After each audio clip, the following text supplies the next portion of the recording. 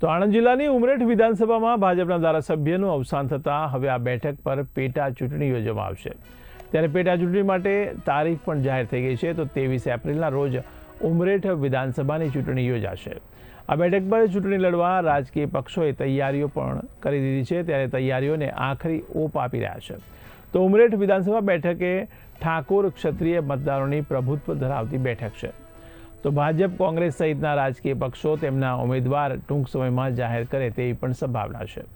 ત્યારે સાંભળીએ પેટા ચૂંટણી સંદર્ભે શું કહે છે ભાજપ અને કોંગ્રેસ।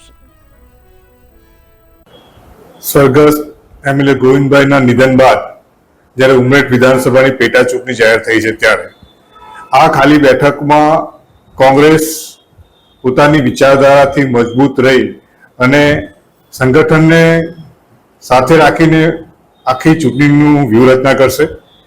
આ જે વિધાનસભા છે એ જે તે સમયે કોંગ્રેસની વિચારધારાઓથી જીતેલી છે। 2017માં પણ ખૂબ જ ઓછા માર્જિનથી હાર્યા હતા। ત્યારબાદ પણ એના ભૂતકાળમાં પણ જુઓ તો આ વિધાનસભા મહત્વ અંશે કોંગ્રેસનું ગઢ રહ્યો છે। તો આ વખતે પણ જે ગામડાઓની પરિસ્થિતિ છે, જિલ્લા પંચાયત તાલુકા પંચાયતમાં જે લોકોના પ્રશ્નો છે એ સમગ્ર વાતાવરણને અમે જ્યારે નજીકથી જોયું છે ત્યારે લોકોનો એક કોંગ્રેસ તરફનો પ્રવાહ છે।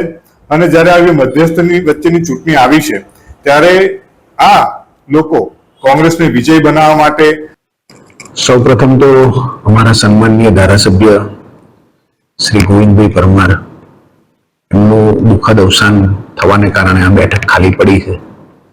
તો હું એમને પહેલા તો સૌ પ્રથમ હૃદયપૂર્વક ખૂબ ખૂબ શ્રદ્ધાંજલિ અર્પણ કરું છું અને પરમ કૃપાળુ પરમાત્માને પ્રાર્થના કરું છું કે તેમના આત્માને દિવ્ય શાંતિ અર્પે।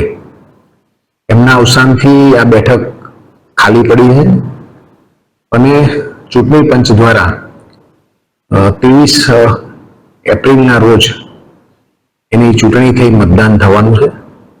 ત્યારે આ વર્ષોથી આ બેઠક ભારતીય જનતા પાર્ટીની છે અને આ વખતે પણ ભારતીય જનતા પાર્ટી 100% આ બેઠક જીતશે।